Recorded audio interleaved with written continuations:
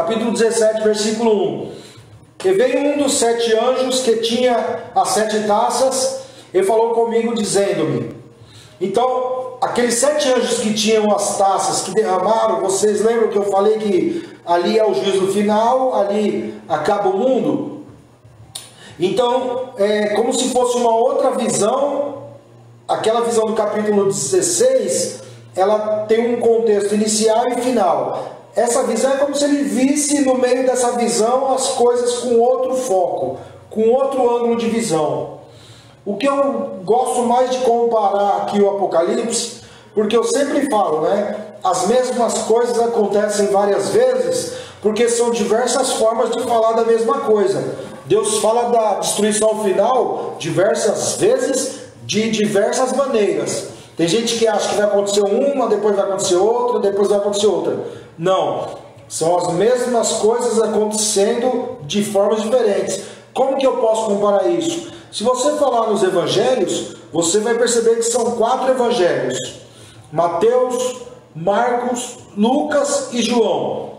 E quando você pega os evangelhos, você vai perceber que eles não são idênticos. Você vai perceber que eles estão falando da mesma coisa, mas eles falam das mesmas coisas de forma diferente. Tem partes ali nos evangelhos que os ateus, os céticos, os anticristos, os arreligiosos, os que você quer que seja, eles criticam. Ah, tá vendo que essa é mentira? Marcos falou assim, Mateus falou assim. Daí eu costumo usar o exemplo: se você estiver na minha direita e o outro estiver na minha esquerda, daí alguém pergunta para você que está na minha direita: o que você está vendo? Ah, o Evaldo tem uma cicatriz perto da orelha, o Evaldo tem uma falha no cabelo aqui acima da orelha, o Evaldo ele tem uma falha na sobrancelha, na ponta da sobrancelha. Daí você pergunta para o que está na minha esquerda: o que você está vendo? Eu não estou vendo nada disso que ele falou. Ele não tem cicatriz nenhuma perto da orelha, ele não tem falha nenhuma no cabelo, ele não tem falha na sobrancelha. Você consegue perceber que se você pegar pessoas diferentes, olhando a mesma coisa, com ângulos diferentes, elas vão falar de forma diferente da mesma coisa, e por vezes elas vão até se contradizer. Se você entender o exemplo que eu te dei agora, a pessoa do lado esquerdo está vendo essa cicatriz, está vendo essa falha no cabelo, está vendo essa falha na sobrancelha. Daí o juiz pergunta por que está na esquerda: é verdade? Ele tem uma falha no cabelo? Não, não tem falha nenhuma no cabelo. Tem falha na sobrancelha? Não, não tem. Tem uma cicatriz no rosto? Não tem. Ah, então um dos dois está mentindo. Não, não está mentindo. Eles estão vendo a mesma coisa de ângulos diferentes. E o Apocalipse ele vai trazer isso. É a mesma coisa explicada de diversas formas. Por que isso? Porque Deus não tem intenção de fazer espetaculismo com a palavra dele. Deus ele quer de toda maneira que você se convença. Deus quer de toda maneira que você entenda. Deus quer de toda maneira que você absorva o ensinamento. E ele trouxe isso da cultura judaica. O judeu tem esse costume. Daí, se a gente fosse ter aula de Bíblia, eu ia falar sobre poesia hebraica, tudo isso. Mas, para resumir, porque o tempo não permite. O judeu, quando ele fala várias vezes a mesma coisa, de ângulos diferentes, porque naquela época não tinha escrita. Na época de Abraão, digo, né? Não tinha escrita, a escrita que quando tinha, já existia, mas não era como é hoje. Você vai para a escola para aprender. Uma outra pessoa numa vila que sabia ler e escrever. Então, como que você ia ensinar? Você ia falando a mesma coisa de formas diferentes e você usava essa fórmula, essa técnica para a pessoa absorver totalmente o ensinamento, e é o que o Apocalipse faz. Então o capítulo 17 agora é um epílogo de muito, capítulo 17, 18 e 19 vai ser um epílogo, uma compilação do que já foi falado. Então, além de ser repetitivo, tem coisa que vai parecer com coisa que você já ouviu, que você já leu. Então esse anjo vai e pega João: eu vou te mostrar. Daí ele fala, um dos 7 anjos pega ele pela mão e fala: vem, mostrar-te-ei a condenação da grande prostituta, que está assentada sobre muitas águas. aqui, esse capítulo acho que a gente nem vai terminar ele hoje, mas em todo caso eu vou tentar. O que é grande prostituta? Vamos lá. Aqui já entra uma questão religiosa, não vou dizer que é preconceituosa, mas eu vou dizer assim, porque preconceito é do mal da pessoa. Eu vou dizer que é um entendimento errado do texto. Não é maldade, não é má intenção, não é maldade de ferir as pessoas. A Igreja Católica, ela é apontada pelos adventistas do sétimo dia como a prostituta. Quem é católico aí já deve ter ouvido isso. Daí aqui você vai ter algumas características que os adventistas do sétimo dia se baseiam para... Mariano, glória a Deus, Mariano. Daí você vai ver algumas características que o adventista se baseia para afirmar isso, mas está errada essa interpretação. Você não pode dizer que a Igreja Católica, nesse capítulo ou qualquer capítulo, ela está sendo mencionada assim assim.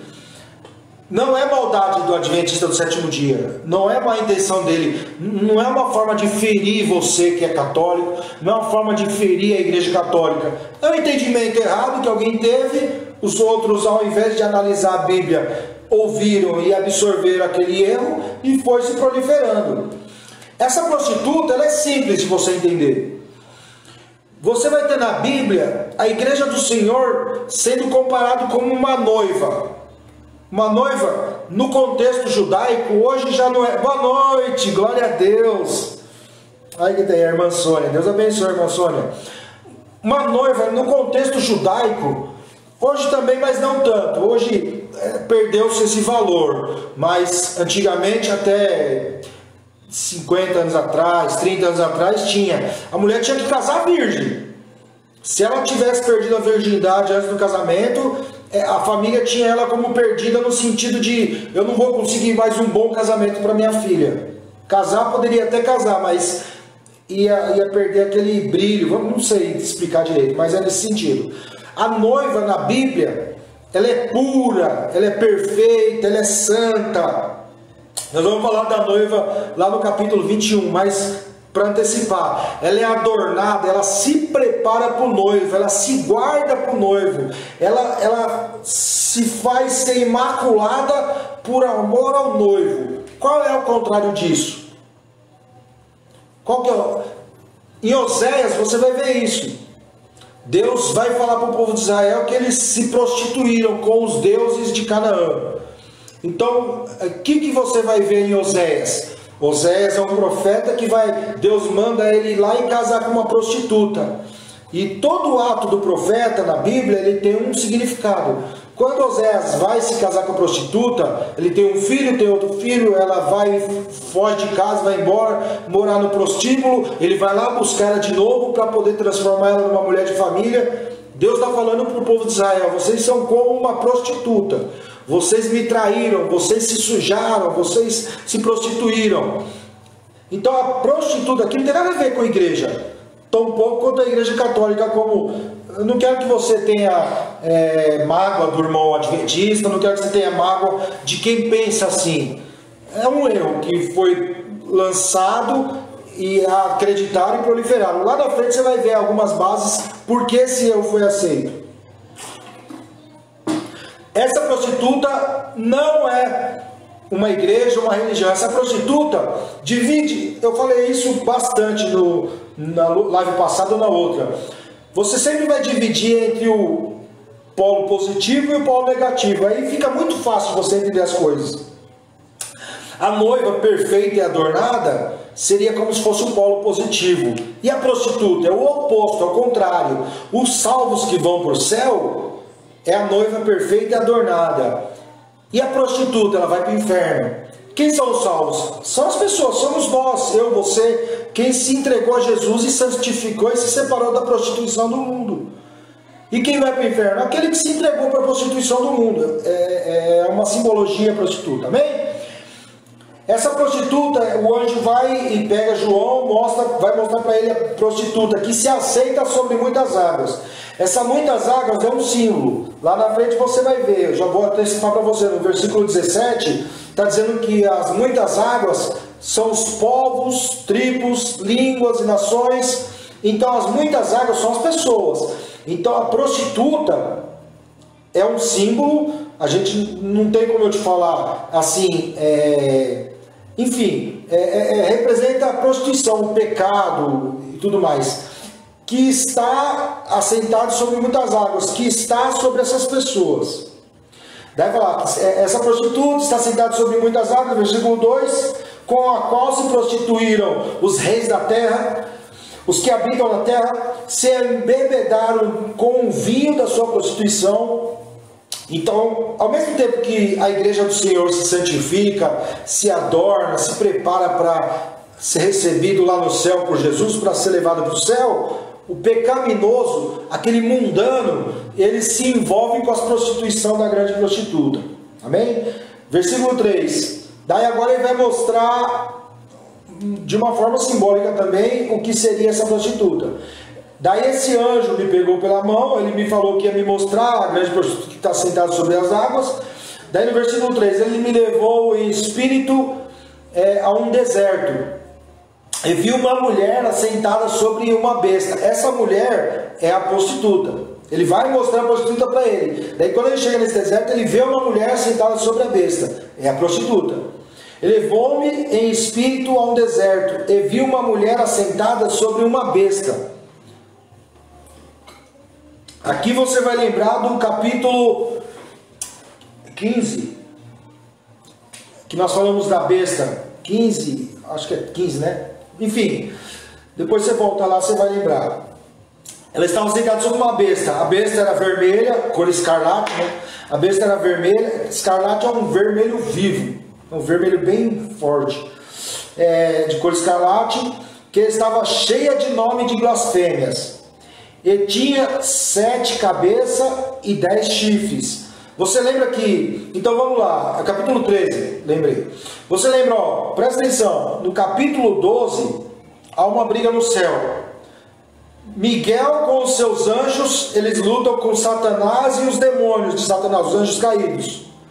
Daí, porque Jesus morreu na cruz, daí Jesus fala para nós isso. Todo o poder me é dado no céu e na terra. Agora Miguel, com o poder de Jesus, porque agora Satanás perdeu o poder dele, porque perdeu a autoridade dele. Porque Jesus ganhou toda a autoridade foi dada a Jesus. Agora, como Satanás não tem mais autoridade, ele só é um ser. Eu estou simplificando, porque senão a gente fica só nisso. Daí Miguel e os seus anjos batalharam contra Satanás e os demônios, os seus anjos caídos, e lançaram eles no abismo. E eles ficaram amarrados, você vai ver isso lá no capítulo 20, e eles ficaram amarrados.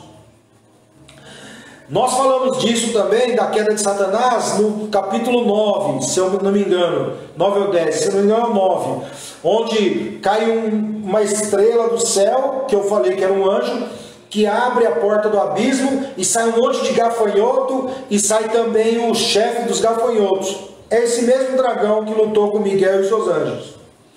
Então, esse dragão no capítulo 12, ele luta com Miguel e os seus anjos e é lançado na terra. Daí lá no versículo 18, para as bíblias que tem versículo 18, eu já expliquei isso também naquela live, vai estar escrito que o dragão ficou parado na areia do mar. Daí eu expliquei que o capítulo é uma forma didática de você estudar a Bíblia, mas quando João está escrevendo, não existe capítulo nem versículo, ele está escrevendo um texto corrido. Então você não pode parar aqui e achar que aqui começa outro texto, continua. No versículo 18 do capítulo 12, você vê que o dragão, que é Satanás, ficou de pé sobre a areia. Daí no versículo 1 do capítulo 13, emerge do mar uma besta. O mar ali representa as multidões. Daí emerge do mar uma besta. Daí o dragão, ele vai entregar o seu poder, a sua autoridade, vai dar poder, vai dar sabedoria, vai dar tudo que ele tem como um anjo, ele vai dar para essa besta. Essa besta, ela tem 7 cabeças e 10 chifres. Então, quando você vai olhar aqui no capítulo 17, que a prostituta, que é quem o anjo ia mostrar para João, o anjo leva ele lá para um deserto, ele vê uma mulher sentada sobre uma besta de cor escarlate, que estava cheia de nome, de blasfêmia, e tinha 7 cabeças e 10 chifres. É essa besta que emergiu do mar. Conseguiu lembrar? O dragão caiu na terra e deu poder para a besta. E a besta agora que emerge do mar recebe poder, recebe um monte de coisa do dragão. E com isso essa besta, ela consegue fazer um monte de coisa. Consegue fazer milagre, consegue fazer maravilhas, consegue curar, consegue enganar as pessoas, consegue persuadir as pessoas, consegue levar as pessoas a acreditar em tudo que ela vai fazer. Mas ela está fazendo isso pelo poder de Satanás. E essa mulher que é grande prostituta está montada nessa besta, como se fosse um cavaleiro, ou uma amazona, vamos dizer assim. Glória a Deus. Daí lá na frente a gente vai falar sobre essas 7 cabeças e 10 chifres. É importante você lembrar disso. Que aquela besta do capítulo 13 já falou disso. Voltou a falar aqui no capítulo 17. Agora ele vai explicar o que são aquela cabeça e aqueles chifres. E a mulher que estava sentada sobre a besta de 7 cabeças e 10 chifres. Essa mulher estava vestida de púrpura e de escarlata, adornada com ouro e pedras preciosas e pérolas, e tinha na mão um cálice de ouro, cheio das abominações e da imundícia e da prostituição. Lendo esse texto, esse versículo 4, sabe quem me veio à mente? A Jezabel. Para quem não conhece a Bíblia, se eu não me engano, salvo engano, é lá no capítulo 17 do primeiro livro de Reis. Você vai ver a história do rei Acabe, que era o rei do povo de Israel. O rei Acabe, casado com uma mulher que não era judia, o nome dela era Jezabel. Ela representa tudo isso que foi falado aqui. Então, quando Deus vai mostrar para João um modelo de uma prostituta, ele mostra uma prostituta que se parece com Jezabel. Então, se você for lá no primeiro livro de Reis, capítulo 17, ler a história do rei Acabe e da esposa dele, Jezabel, você vai entender melhor a abominação dessa mulher. Então você vai ver que essa mulher, ela é toda cheia de luxúria, toda cheia de glória, toda cheia de poder, toda cheia de... Essa mulher, quem olhasse para ela ficava admirado e apaixonava, ela é apaixonante. Essa mulher, ela atrai a atenção, ela te atrai. Essa mulher, você já ouviu falar no canto da sereia? Existe a lenda das sereias. O marinheiro está lá navegando com o anau, com o navio, com a embarcação. Daí ele está passando pela ilha lá das sereias, as sereias estão cantando. Daí, na hora que os marinheiros ouvem o canto da sereia, eles ficam hipnotizados. Daí eles mudam o caminho e vão lá para a ilha. E vão se encontrar com as sereias. Quando eles se encontram com a sereia, eu não lembro muito bem da lenda, mas ela se transformava num monstro e matava os marinheiros. É mais ou menos isso. Então essa prostituta é que nem a canto da sereia.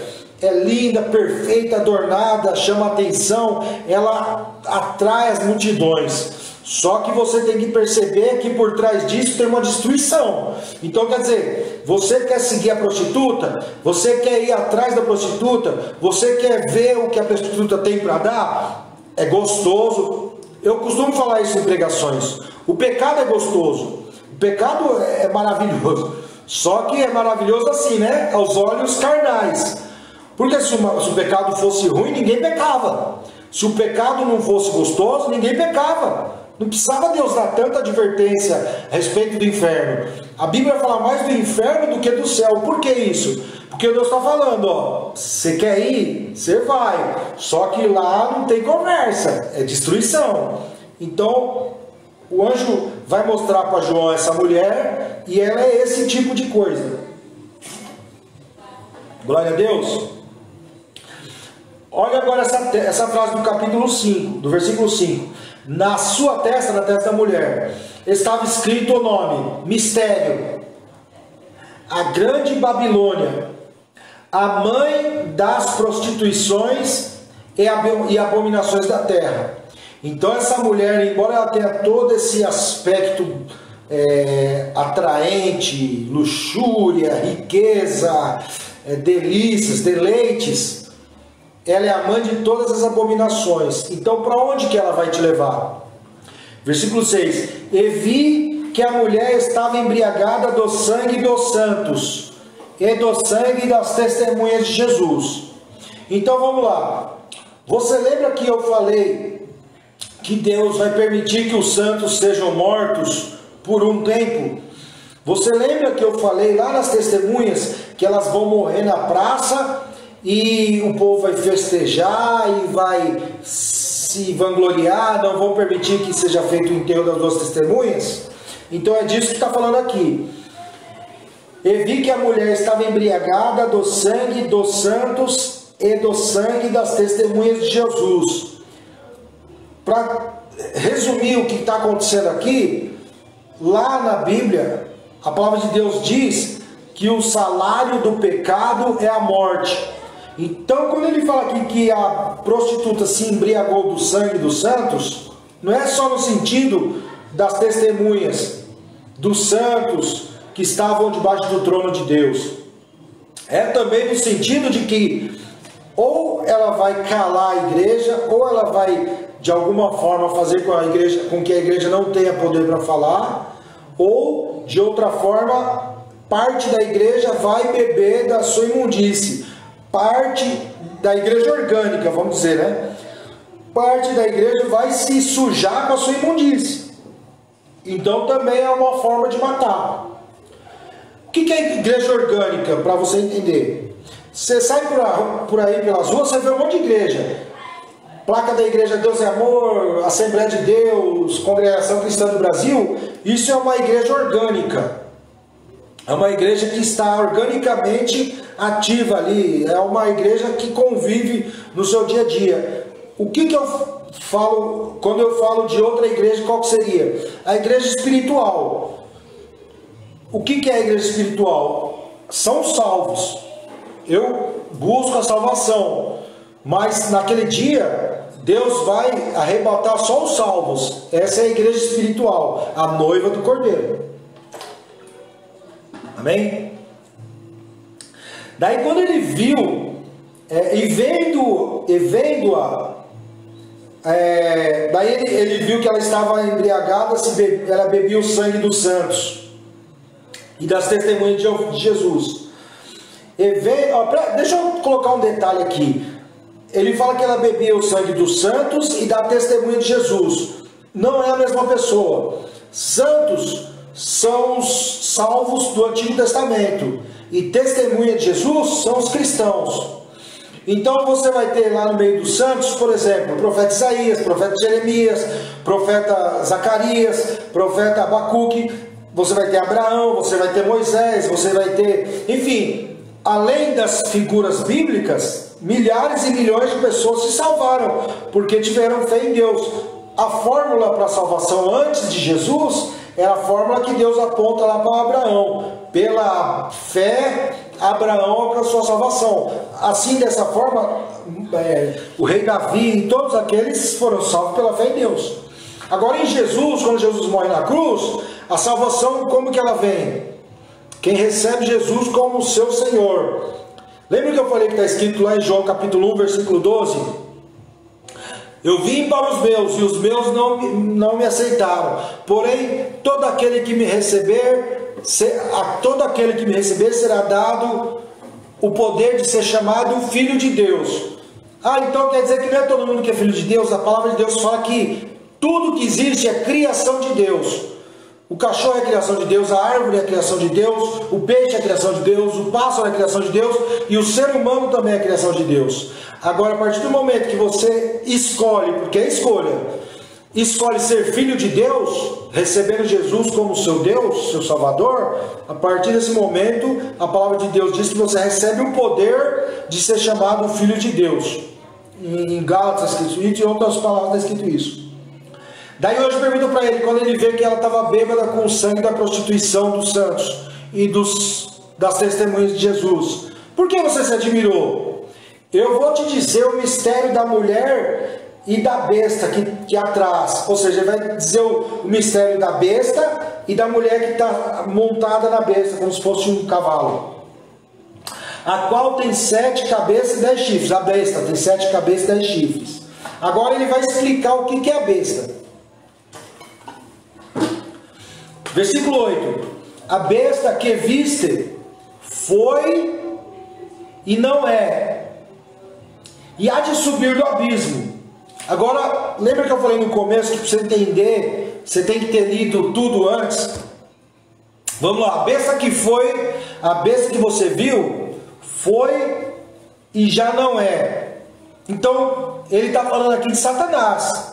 Na verdade, essa besta não é nem a besta que emerge do mar. Essa besta que traz a mulher sobre as suas costas é o próprio Satanás. Quando ele fala a besta que viste foi e já não é. Lembra que eu falei que Satanás ele foi expulso do céu, só que ainda ele tinha autoridade de anjo, aquela autoridade que Deus tinha revestido ele. Então os anjos, toda vez que tinham que batalhar com Satanás, eles tinham dificuldade, porque Satanás, apesar de ter sido expulso do céu, ele ainda tinha autoridade que era dele, porque ele era um arcanjo, ele era um chefe de anjos, ele era um chefe de falanges. Eu vou dar um exemplo, eu já dei esse exemplo em outras lives, mas eu vou dar um exemplo de novo. Se você pegar lá em Daniel, capítulo 10, Daniel vai orar por 21 dias. O anjo chega para ele e fala: Daniel, quando você se pôs a orar, a sua bênção foi determinada, mas o rei da Pérsia, o príncipe da Pérsia, veio batalhar contra mim. Daí eu chamei Miguel e os seus anjos e eles me ajudaram. Daí eu pude chegar aqui. Quem que é o príncipe da Pérsia? É Satanás e os seus anjos. Deus manda uma bênção para Daniel, porque ele está orando, só que no meio do caminho o anjo é impedido, porque Satanás e seus anjos estão batalhando contra ele. Até que Miguel venha com um exército para expulsar Satanás dali, para libertar, para dar a liberdade para Gabriel chegar até Daniel, houve essa batalha, e aí depois disso Gabriel chega. Aí é uma das provas que Satanás, mesmo expulso do céu, ele tinha ainda a sua autoridade. Vamos lá, no livro de Judas, está escrito assim: quando Satanás disputava com Miguel o corpo de Moisés, Miguel disse: Satanás, Deus te repreenda. Por que está escrito isso? Porque Satanás ele tinha autoridade tanto quanto Miguel. Miguel é um arcanjo, Satanás era um arcanjo. Então quando Moisés morre, isso você vai ver lá no final do Êxodo, no final do Deuteronômio. Quando Moisés morre, o corpo dele vai ser escondido. Ele sobe lá no monte, ele vê a terra prometida, morre. No que ele morre, daí a palavra de Deus vai dizer isso: ele não foi enterrado. As pessoas não sabem onde está o túmulo de Moisés, mas Miguel ele vai buscar o corpo de Moisés. Nisso Satanás também quer buscar o corpo de Moisés, porque Moisés tinha pecado. Satanás quer se valer do pecado de Moisés, do erro de Moisés, para levar Moisés para o inferno. Só que Miguel ele está brigando, só que a disputa é grande. Daí Miguel fala: Deus te repreenda, Satanás. Daí Satanás é repreendido, aí Satanás tem que ir embora. Aí Miguel consegue pegar o corpo de Moisés. Então até aí Satanás tinha autoridade. No capítulo 12 você vai ver aquela batalha que eu acabei de falar agora há pouco, onde Jesus morre na cruz, e Jesus, depois de ressuscitar no terceiro dia, ele fala: toda autoridade me é dada no céu e na terra. Pronto. Agora Satanás não tem mais autoridade. Ele tem uma força, porque ele é um anjo. Ele é um ser celestial, ele é um ser angelical, ele não é um ser humano. A força dele ele tem, só que a autoridade ele não tem mais. Como ele perdeu essa autoridade, daí no capítulo 12 você vai ver: vi um sinal no céu, Miguel e seus anjos lutaram contra o dragão. Quem é o dragão? Satanás. Daí Miguel e seus anjos vencem o dragão e jogam ele na terra. Daí fala: alegrai-vos ao céu, porque Satanás desceu à terra e não está mais entre vós. Ele era um tormento. Ai de vós, ó terra, porque Satanás desceu a vós e tem grande fúria, porque sabe que lhe resta pouco tempo. Nossa, já é 10 horas, já é 9 horas, meu Deus. Então, o que acontece aí? Você consegue entender isso? Aqui ele fala assim, né? A besta que viste foi e já não é. Por que foi? Satanás, ele tinha o seu poder, tinha a sua autoridade. Ele foi um grande poderoso, mas não é mais. Foi e não é. Daí olha o detalhe. E há de subir do abismo. Então vamos lá. Lembra quando desceu aquela estrela do céu e tinha a chave do abismo? Eu falei para vocês que a estrela era um anjo. Por que ele falou que era uma estrela? O anjo desceu como se fosse um cometa. Então quem olhava ele, um ser humano olhando ele, ia falar, foi um cometa, uma estrela. Mas era um anjo. Ele tinha a chave do abismo. Daí ele abriu o abismo. Daí lembra que saiu gafanhotos com armaduras, e a cauda deles era como escorpião, a cara deles era como de cavalo, e com a cauda deles eles matavam as pessoas. E daí quando os gafanhotos saem com aquele cheiro de enxofre, com aquele cheiro de inferno, daí sai também Satanás. Eu não estou lembrando o nome que ele dá para Satanás lá, mas daí sai também Satanás. Então, olha o que ele está falando aqui, ó. A besta que viste foi e já não é, e há de subir do abismo. Ele está falando disso aí mesmo. A gente falou em outra parte que eu não estou conseguindo lembrar qual que é o contexto, mas também lá no capítulo 20 nós vamos falar disso. O versículo 1 do capítulo 20 fala que o anjo foi lançado no abismo e foi acorrentado por 1000 anos. Essa mesma passagem aqui. Lá está falando de outra coisa. Para quem acredita que vai ter um reino futuro, vai confundir sua mente. Então fique em paz, depois a gente vai falar disso lá na frente. A besta que viste foi, ou seja, Satanás ele tinha autoridade e já não é, ou seja, ele não tem mais autoridade, e há de subir do abismo, ou seja, ele vai voltar. Então presta atenção. Ixi, perdi tudo. E há de subir do abismo. E há de subir do abismo e irá à perdição. A gente vai falar dessa perdição aqui no capítulo 21, no capítulo 20 também. Irá à perdição. E os que habitam até o anjo eu falei tanto que talvez você se perdeu. O anjo está explicando para João o que significa essa mulher e essa besta que ele viu, lembra? Então a besta era, não é mais, mas vai subir do abismo. E os que habitam na terra, cujos nomes não estão escritos no livro da vida desde a fundação do mundo. O livro da vida é o livro dos salvos. Tem um livro, é simbólico, tá? Se você acreditar que tem uma biblioteca lá em cima, não tem problema. Os adventistas acreditam que existe uma biblioteca gigante, está tudo anotado. Eu não vou criticar nem comentar isso. Não, deixa quieto, vai. Mas fala, cujos nomes não estão escritos no livro da vida desde a fundação do mundo. Quem é que está escrito no livro da vida? Aquelas pessoas que vão morar com Deus. No dia do juízo final, Deus vai pegar o livro. Esse livro é simbólico, tá? Deus usa simbologias para eu e você entender as coisas do céu. O que existe no céu a gente não conhece, ninguém nunca viu. Mas como Deus quer que você entenda, Ele vai falar com uma linguagem que vai ficar fácil para você entender. Por isso o livro da vida. Mas fique em paz, se você quiser acreditar que tem um livro lá, não vou brigar com você. Cujos nomes não estão escritos no livro da vida desde a fundação do mundo. Então vamos lá. Vai ter o juízo final que eu falei. Daí no juízo final ele vai pegar assim: Evaldo, está escrito no livro, o céu. Vamos lá, minha tia Cida está aí. Cida, está no livro da vida, vai subir para o céu. Glória a Deus, tia Cida. Vai madrinha, vai irmã Sônia, Mariano, o Brito, vai subindo aí, vai subindo.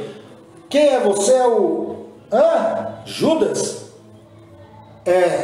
Não está aqui não. Desce. Jezabel? Não está mesmo não. Pode ir para o inferno lá. Quem mais aqui? Entendeu ou não? Então, repetindo, e os que habitam na terra, cujos nomes não estão escritos no livro da vida desde a fundação do mundo, se admirarão vendo a besta que era e já não é, mas que virá. Presta atenção, ela vai voltar. Satanás, ele está repreendido. É que quando fala assim, acorrentado, as pessoas acham que ele está preso com uma corrente física. Lembra que ele é um espírito, então, sendo espírito, ele não tem como estar acorrentado. Mas é, como eu acabei de dizer, os símbolos, eles são colocados para eu e você entender as coisas espirituais. Porque nós não vemos, quer dizer, quem não tem dom de visão, né? Quem não tem a visão do mundo espiritual, não consegue entender o que está no mundo espiritual. E nós não vamos falar disso agora, porque é outra coisa. Mas Satanás está, vou falar de outra forma, não vou falar que ele está acorrentado. Satanás está repreendido. Quem vai na igreja evangélica vê isso. Satanás se manifesta no meio lá da igreja, quando uma pessoa entra endemoniada lá, daí você, na poder de Jesus, fala, está repreendido, Satanás, em nome de Jesus, está amarrado. Daí Satanás fica com a mão, a pessoa que está endemoniada fica toda presa, ela não consegue se soltar.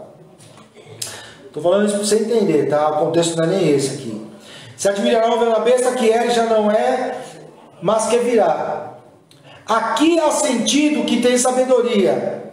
Então presta atenção, vamos ver se a gente vai passar um pouco das 9. Quer dizer, já é mais de 9. Daí eu não queria passar, mas se a gente parar agora, daí volta na semana que vem nesse mesmo capítulo, acho que confunde mais ainda. Então vou tentar levar mais, vou acelerar aqui, tá? Que ainda não recebe, glória a Deus, que ainda tem um pouco de tempo para ele vir.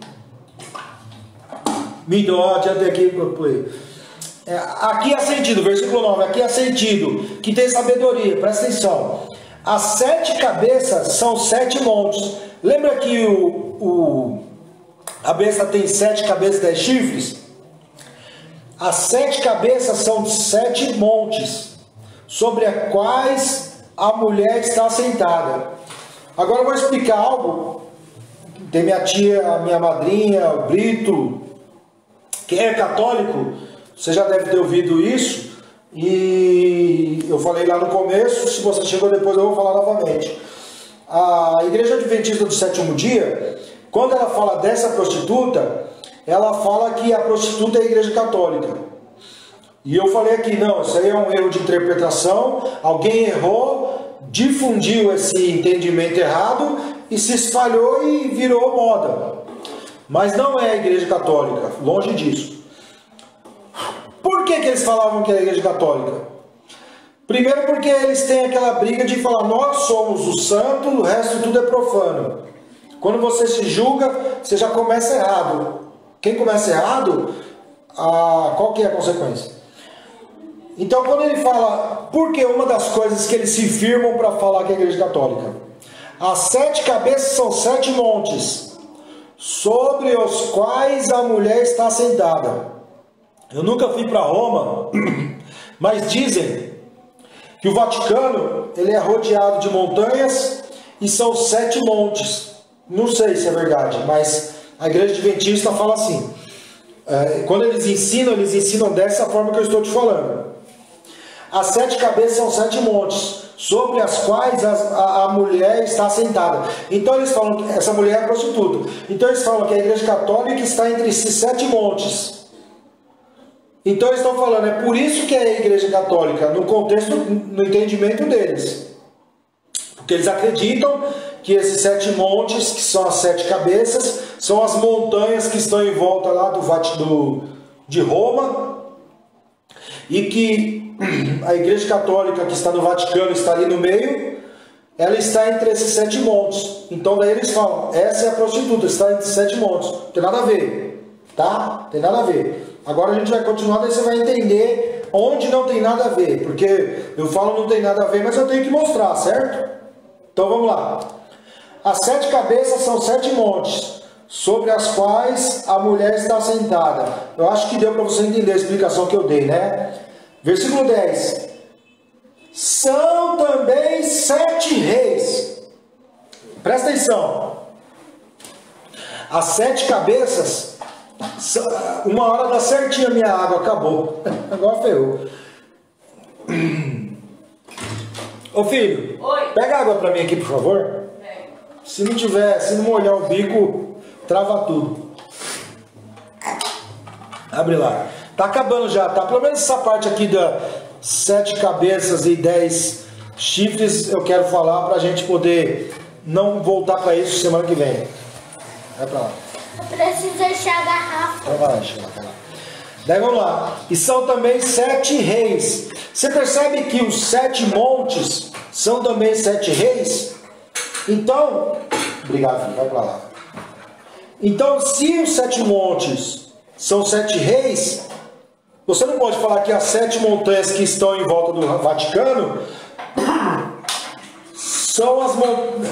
são 7 reis. E você não pode falar que esses montes são aqueles montes. Porque se esses montes, obrigado, filhão. Se esses montes são 7 reis, e os montes não podem ser rei, rei também não pode ser monte. E se rei não pode ser monte, esse monte não é o monte que está lá em volta do Vaticano. Na verdade, monte significa o quê? Vamos dar um exemplo aqui. Salmo, se eu não me engano, Salmo 121. O salmista fala: levo meus olhos para o monte, de onde me virá o socorro? Daí fala: o meu socorro virá do Senhor. É que não dá para a gente avançar no texto sem eu explicar, eu não gosto de atropelar, senão não adianta nada, né? Vamos ver até onde dá para ir. Vamos pôr uns 10 minutos aqui de tolerância e a gente já para. O que seria monte aqui? O salmista diz que quando ele está em perigo, quando ele está em desespero, vamos lá para o Salmo. Elevo meus olhos para o monte, de onde me virá o socorro? Quando ele eleva os olhos para o monte, ele está em perigo, porque ele está procurando socorro. De onde me virá o socorro? Ele está em perigo. Então quando ele olha para o monte, ele está buscando o quê? Segurança. Daí ele fala: elevo meus olhos para o monte, de onde me virá o socorro? O meu socorro vem do Senhor. Quem traz segurança para ele? Deus. Mas vamos buscar a palavra monte do Salmo e comparar com esses montes. Esses 7 montes, eles representam um poder que dá segurança para aqueles que escolheram a prostituta. Vamos falar assim: o ladrão ele vai roubar, mas se ele sabe se a viatura está lá do lado de fora, ele não vai roubar mais. Então vamos mostrar de outro jeito: o ladrão vai roubar, só que não tem viatura, não tem polícia na área. A viatura mais próxima está a 20 km daqui. Ele está seguro para roubar. Então quem escolhe a prostituta, ele está seguro, ele se sente seguro. Quem se sente seguro para escolher a prostituta? Lembra que eu falei que escolher a prostituta é escolher o pecado, é escolher a perdição, é escolher o mundano? São aquelas pessoas que não acreditam em Deus. São aquelas pessoas que não acreditam que Jesus veio, morreu, ressuscitou, está ao céu à direita de Deus Pai Todo-Poderoso e há de vir para buscar os vivos, e há de vir para julgar os vivos e os mortos. Então esses 7 montes não tem nada a ver com montanha. Esses 7 montes significa segurança. É um poder que dá segurança. Consegue entender aí? Então quem falava assim: a prostituta é a igreja católica porque ela está lá em Roma, existe 7 montanhas em volta do Vaticano e esses 7 montes são as 7 montanhas. Não. Porque esses 7 montes também são 7 reis. Ou os 7 montes não são 7 montes, porque também são 7 reis, ou os 7 reis não são 7 reis, porque ou eles são reis ou eles são montanhas.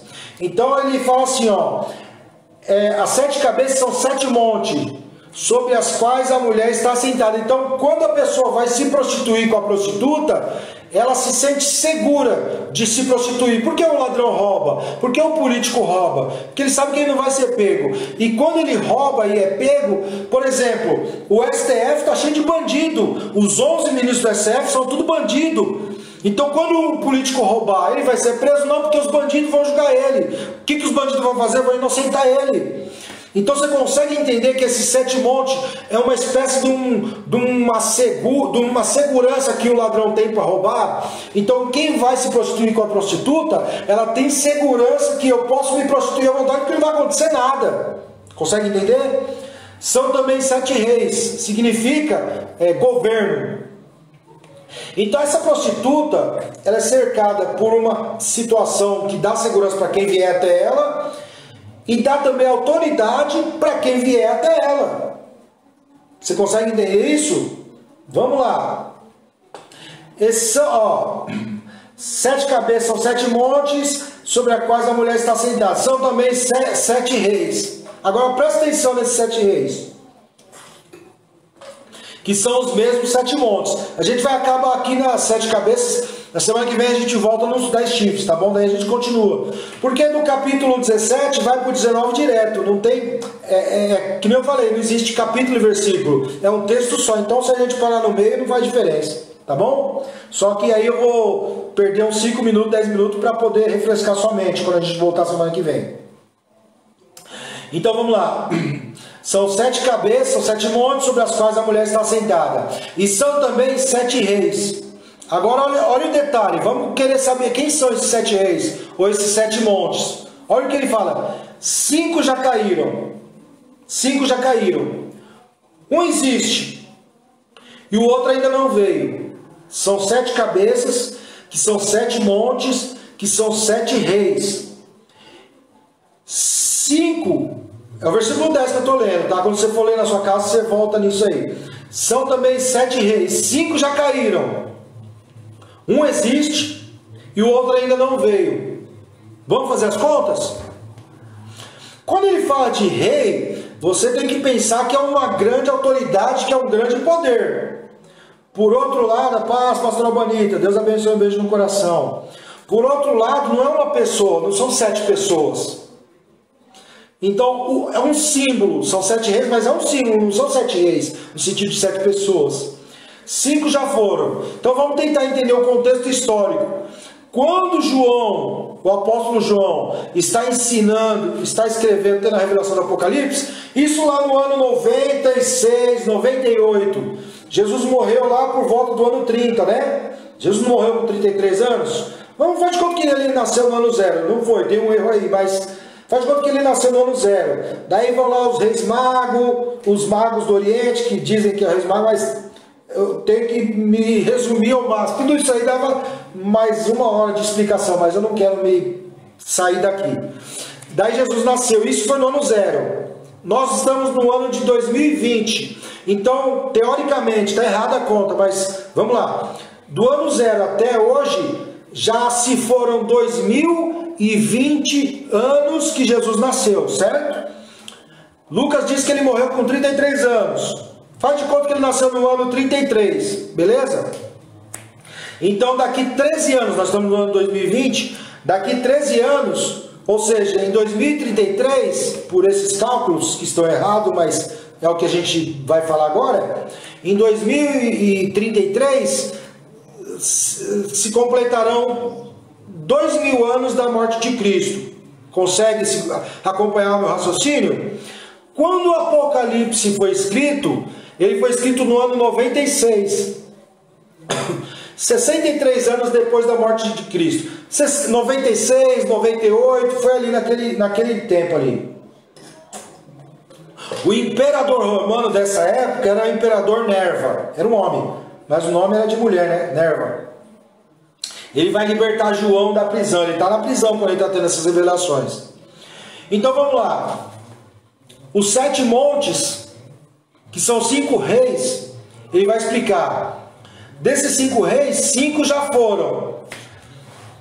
Eu tentei buscar de uma forma na minha cabeça para entender isso. Então eu vou te falar. Olha quem chegou, glória a Deus. Você acredita se você quiser, mas é a minha forma que eu consigo entender isso. Tá perto do... Oh, perdão, pus a mão no rosto de todo mundo aí. O sinal tá aqui, como que tá falando que tá sem sinal?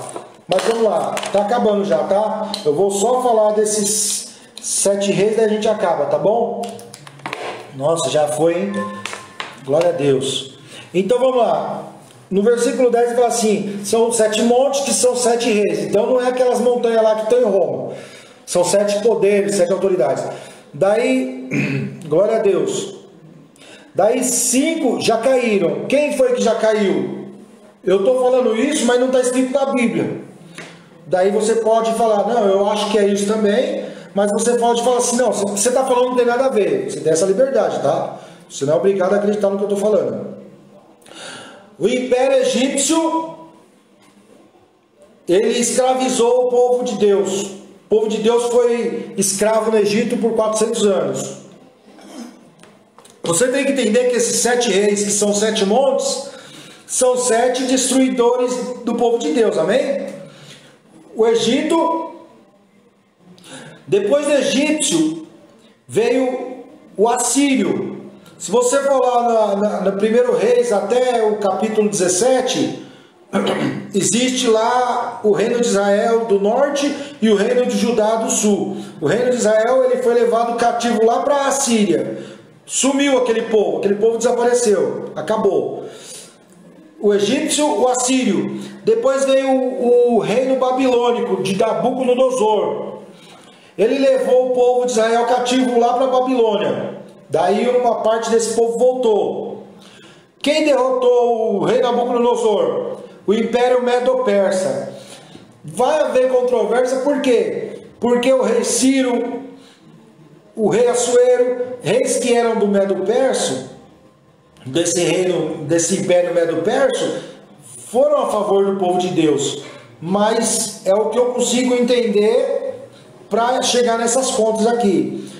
O egípcio, o assírio, o babilônico, o medo-perso e o império grego, do Alexandre o Grande. Lembra disso? O império grego? Então ele fala aqui, lembra que João, quando está escrevendo isso aí, ele está no ano 96, mais ou menos. Então ele está falando nesse contexto aqui. 5 já caíram: o Egito, o assírio, o babilônio, o medo-perso e o grego. 5 já caíram, e um existe. Qual que existia nessa época aqui? O Império Romano. 5 já caíram, um existe. Quando ele está escrevendo isso aqui, no ano 90, ainda existe o Império Romano.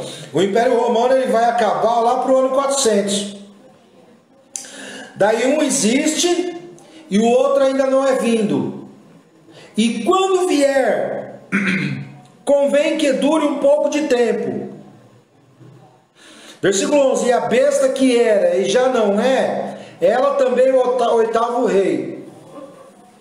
Então agora eu vou parar por aqui, porque é muito complicado, é muito densa a explicação que vem a seguir. Se eu for continuar, daí você vai se perder. Eu aconselho você que não viu as lives, ver as anteriores, do Apocalipse pelo menos. Você leu o texto bíblico para você entender o contexto que nós estamos falando. E a partir na semana que vem eu vou dar uma pincelada aqui no que a gente viu. E a gente vai continuar, porque agora ele falou das 7 cabeças. Daí vai falar algumas coisas dessas 7 cabeças. Você vai lembrar que eu falei que eu acredito que os 6 reis, ou as 7 cabeças, 6 delas são os impérios que já passaram, incluindo o romano, e ainda falta o 7º. Daí a gente vai continuar desse 7º em diante. Daí vamos até onde for, tá bom? Eu acho que Apocalipse não dá para você ser leve. O texto é denso. Cada texto é mais denso que o outro. Então, a gente tem até o dia que Jesus vier buscar a igreja para a gente poder ler Apocalipse. Enquanto isso não acontecer, nós estamos aqui. Amém?